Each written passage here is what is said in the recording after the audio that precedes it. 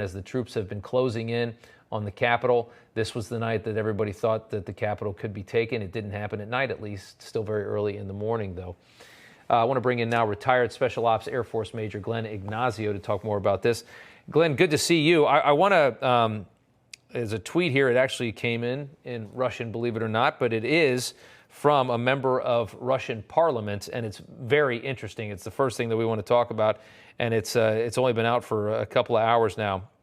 This member of parliament, the first to say this: I think that the war should be stopped immediately. Voting for the recognition of the DNR and the LNR, which are those regions in the Donbass way to the east. He says, I voted for peace, not for war, for Russia to become a shield so that Donbass is not bombed, and not for Kiev being bombed. So this would be somebody, you know, I'm not that familiar with how Russia's government works. I can't imagine that you're allowed to say stuff like that to a war that Vladimir Putin has greenlit. Yeah, I mean, he really rules with an iron fist. I mean, in the past and in history, people would at least be able to contribute to, prior leaders of Russia and be able to contribute and provide information and guidance. But with Putin, it's been absolute iron hand control. Most of the time when somebody tries to run against Putin, he comes down and they disappear. So for somebody to finally say something on the inner circle that this was not a good idea, that's one of the ways to sort of fracture this movement into Ukraine. We have a lot of military forces, but if something starts cracking within the country, if the people revolt to a level that Putin can't handle, if there's a complete turnover within his government, now that's pressure that's beyond the capabilities of any other military or country, and that would be very powerful for have his inner circle turn on him.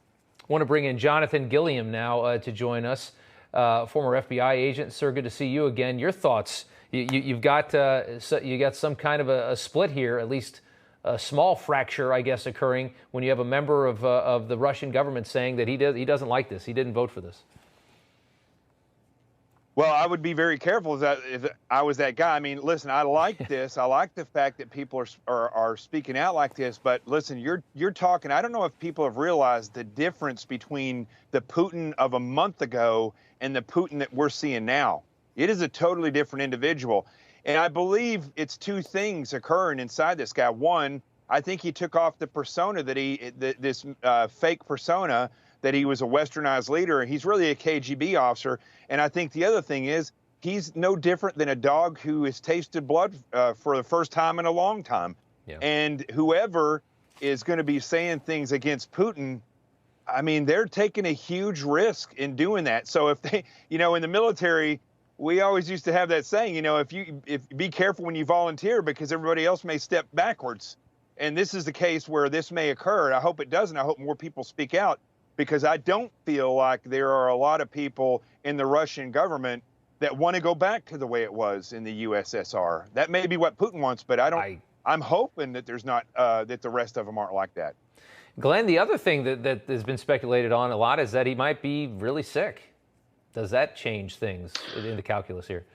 It is interesting, as the other gentleman mentioned, if you look at the prior months, he does seem to go to a very aggressive, very mean attitude. I mean, he's always had that persona outside of trying to be the diplomat, but he's always had an iron hand on anything he does.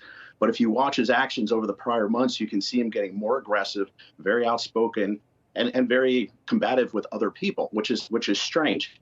Now, you got to remember in Russia, they did a poll that 60% of the Russian people plus back his movement into Ukraine. But there's one thing.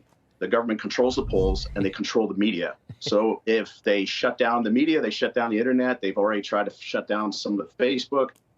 Things start rising up within the country of Russia itself where people start pushing back. He has the ability to control that. So, yeah. He has changed in the prior months and his actions have become much more extreme, if you ask me. And John, he's right. Glenn's right. I mean, John, if you look at it, if they're saying 60% and they're screwing with the numbers, they obviously can't make it. They know people talk. They know if it's widely supported or not. They're saying 60%. That must mean it's really, really much, much, much lower than that. And they couldn't even get away with saying 80% because they knew it would just seem so ridiculous. Right. That video that you just played of Putin, I would love to see you all do a side-by-side screen comparison of Putin when Trump was in office versus Putin right now. because that face right there is not the same face that you saw before. And I apologize, I didn't hear the 80% or the 60% statistic that you're talking about. I can assume that you're saying that that's how many people back 60, what he's saying? Yeah, 60. He's saying that there's a poll taken in Russia where Russia controls the polls and the media and everything like that. And even that poll that they control only had 60% support for this invasion of Ukraine. Yeah. Well, I'll tell you, you can believe the Russian media about 50% less than you can believe our media. So if that tells you anything, you don't have, I'm not a mathematician. I can't tell you what that is. No, but yeah, I got you. They are not trustworthy. Yeah. That's what I can tell you. Understood. John and Glenn, thank you guys so much for coming on. Good to see you both. You got it. Take care. All right.